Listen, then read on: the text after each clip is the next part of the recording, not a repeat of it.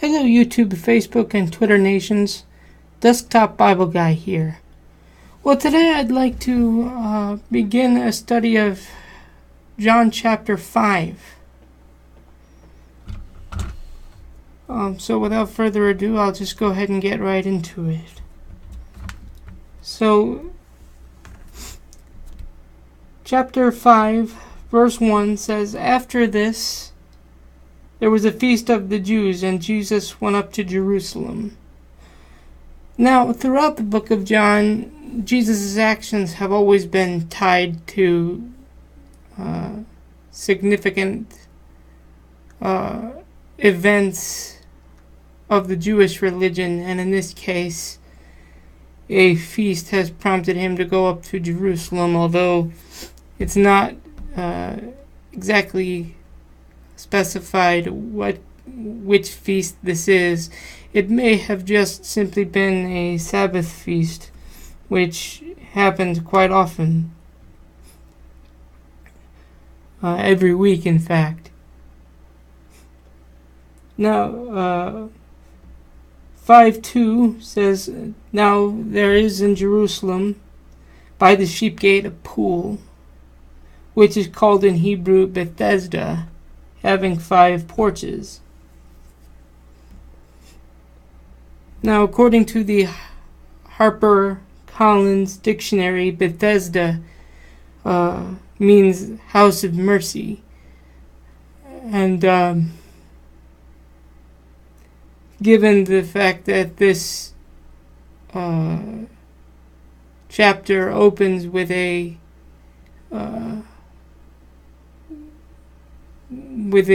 incident of divine healing, I find it particularly interesting that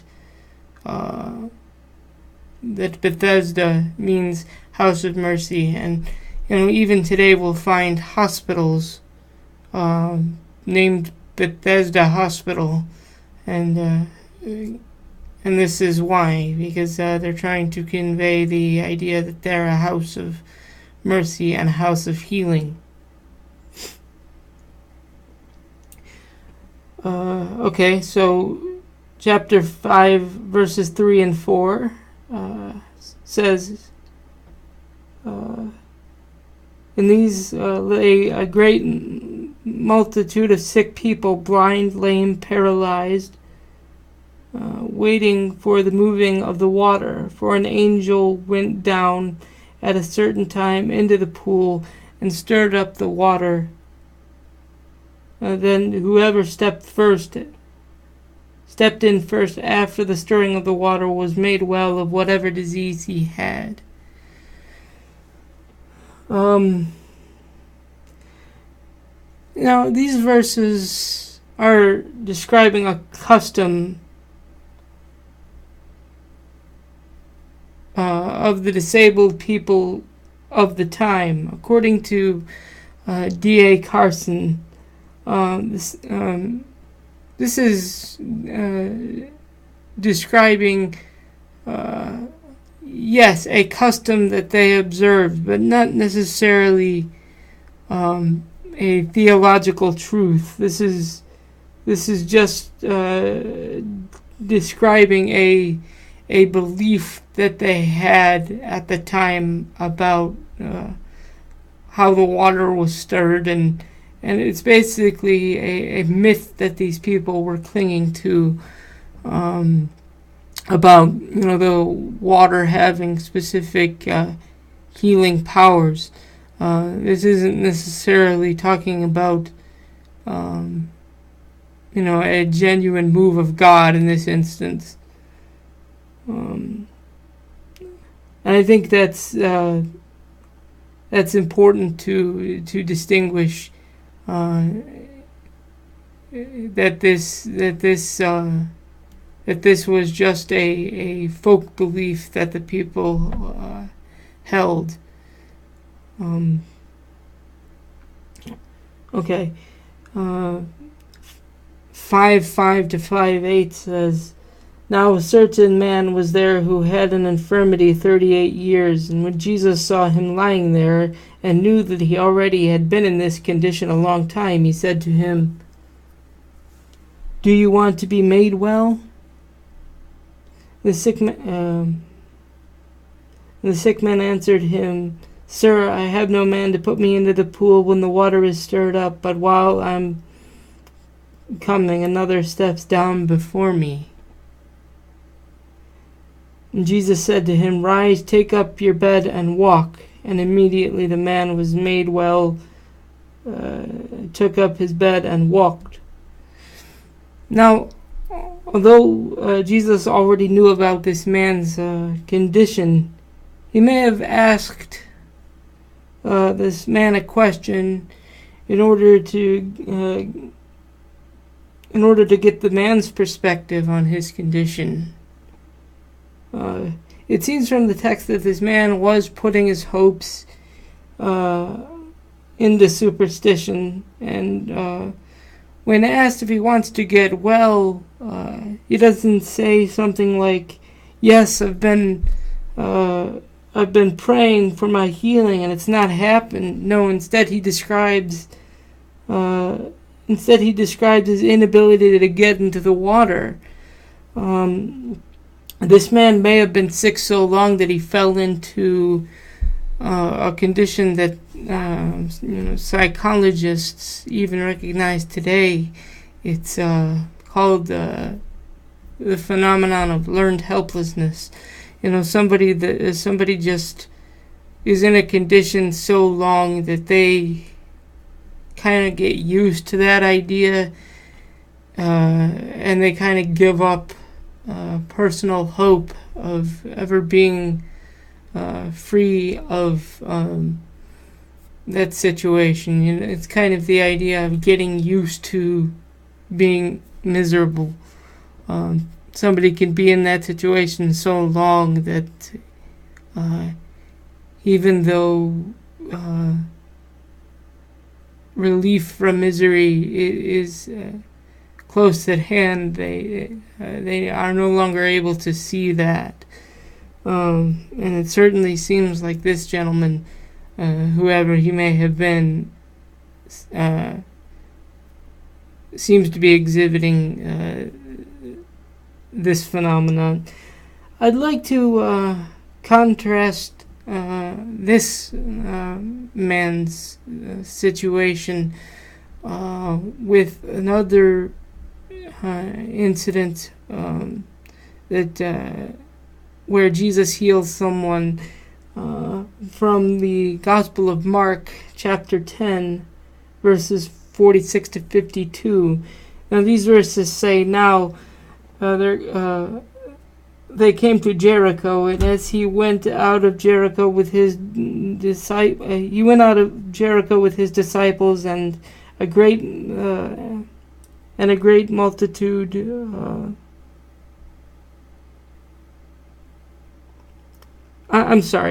Now they came to Jericho.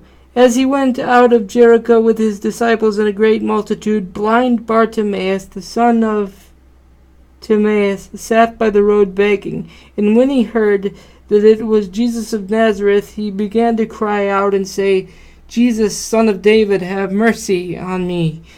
Then many warned him to be quiet, and he cried out all the more, Son of David, have mercy on me.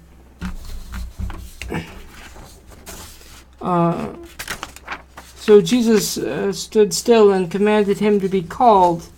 And when they called the man, saying to him, Be of good cheer, rise, he is calling you. And throwing aside his garment, he rose and came to Jesus. So Jesus answered and said to him, What do you want me to do for you? And the blind man said to him, Rabboni, that I may receive my sight.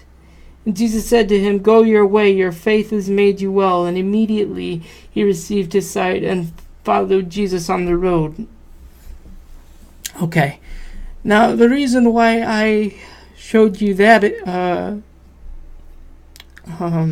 instance of healing from the life of Jesus was to draw a contrast between these two episodes. In the one I just read, the man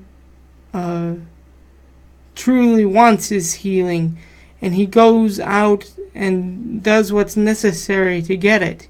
In other words, he takes action, even to the point of possibly embarrassing himself and breaking social protocol. He's not making any excuses for himself about why he can't do this. He's just doing whatever he absolutely needs to receive what he wants. Now, the incident from the Gospel of John, we have the complete opposite happening. We have a man in a condition 38 years, and when asked why he hadn't sought healing in that time, he says, "No one can lift me into the water." Now one has to ask themselves, why isn't this man insisting that he receive help until he gets it, like Bartimaeus did. This man almost doesn't seem to want to be made well. He just says, "Oh well, I can't," whereas opposed, Bartimaeus truly wanted to be made well and reached out in faith to Jesus and got what he received. It's just a notable difference between the two instances, even though they're somewhat similar. And I think there's a real lesson in it for us. Sometimes we just have to go out and get what we really want, what we really need. Cry out to God, and be persistent in prayer, and don't give up, and don't make excuses about why you can't do something, but pray fervently, pray with an expectation that things will be done for you, and you will receive what you ask for. But don't just give in to a state of despondency, and because that's what the devil wants. Is he wants you so discouraged when trouble comes that you won't call upon God and trust God for what you need, but instead will just waste away when help can be called upon at any time.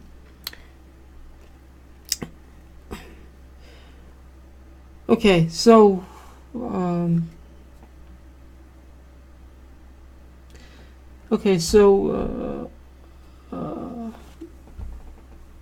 going back to John chapter 5, verses 9 and 10, it says, "Immediately the man was made well, took up his bed, and walked. And that day was the Sabbath, and the Jews therefore said to him who was cured, 'It is the Sabbath, it's not lawful for you to carry your bed and walk.'" Now, the Jews aren't necessarily completely wrong in this instance, although, they misuse the law, as we'll see in a minute. But the law does say that, on the Sabbath, one is not supposed to do any work. It does say that, and so I don't want to give the impression that the Jews are just completely wrong here in what they say. But the thing is that to the religious leaders in Jesus' day, in addition to the written law, which is outlined in the Torah, or the 5 books of Moses, meaning Genesis through Deuteronomy, the first 5 books of the Bible, in which God gives his law to the Jewish people, and it's called the law of Moses because it was first given to Moses to give to the Jewish people. The Jews had a belief, in my opinion, an erroneous belief, but nevertheless a belief that in addition to the written law that constitutes the Torah, there was also an oral law that kind of supplemented and expanded the written law in the Torah. These are these things. This supposed oral law contained additional rules in it, like you couldn't carry your bed or carry a mat or do or exert any kind of physical activity at all on a Sabbath. But the thing is that Jesus is going to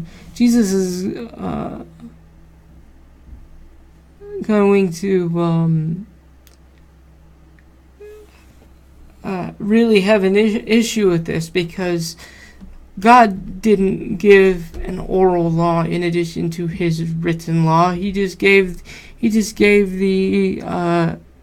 the law constituted in the Torah, and that's it. Now, the reason why it's important to realize this is because although the Jews were trying to had created something out of good intentions, meaning they created this oral law with the intention of creating extra rules around law observance so that they didn't get anywhere near breaking the written laws. But what happened is that it created a system that was so restrictive and frankly repressive that it no longer served God's purpose at all, but rather was just a way to basically oppress people with religion, and that's not what God wanted at all. When God says don't do any work on the Sabbath, what he's talking about is, don't do the normal work that you would normally do to make your wages on a Sabbath. It's not that somebody can't carry a bed or do do things that they needed to do just to live, but it was just the idea of I want you to have a day of observance to me where you refrain from your normal, I guess we would call it our 9-to-5 jobs nowadays in our way of speaking. This is what God was after, was a time of observance where the normal 9-to-5 job wasn't observed, not to put a leash around people and to be repressive. But that's what the Pharisees and the religious leaders had created in this instance. And I know that because Jesus in a later instance, I think in the Gospel of Matthew, says, if any of you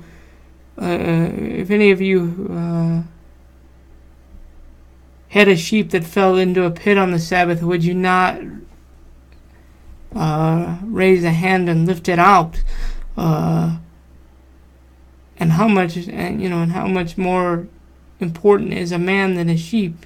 And therefore, it's perfectly legal to heal on the Sabbath. This is from Matthew where I get this, but it clearly articulates the idea here. Also, it's worthwhile to notice that these people are seemingly taking no notice of the fact that a genuine healing miracle has occurred among them, but instead is more concerned about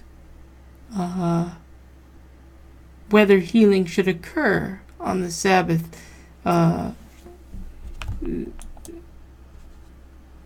They are seeming to be taking no notice of the fact that God has done a genuine work among them, and that's a tragedy.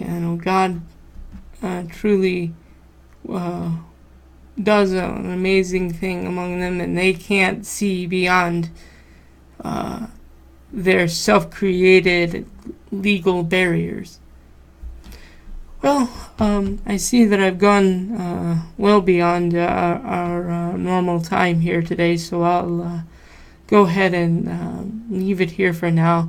But I wanted to give enough time for me to finish the thought, and I realize it's been quite a while since I made a video, so I didn't want to cut us too short either.